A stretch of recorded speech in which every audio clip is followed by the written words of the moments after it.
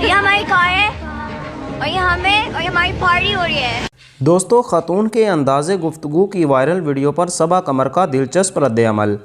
दोस्तों, Karachi social media पर एक खातून के अंदाज़े गुफ्तगू की वायरल होने वाली वीडियो पर अदाकारा सबा कमर का दिलचस्प रद्द-ए-अमल सामने आया।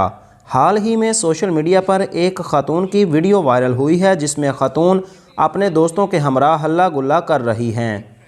ये हमारी कार है और ये हमारी पार्टी हो रही है। दोस्तों, वीडियो के वायरल होने की ख़ास बात उन खातून का लहजा है जिसे अपनाते हुए उन्होंने ऐसी वीडियो बनाई कि सोशल मीडिया सार्फिन भी उसी लहजे के साथ अपनी वीडियो बनाए बगैर ना रह सके। सार्फिन की तरफ से वीडियो बनाने का सिलसिला जारी ही था कि अब सबा कमर भी अपनी वीडियो के साथ मैदान में आ गईं। हमारी कार है और ये हमारी पार्टी हो रही है।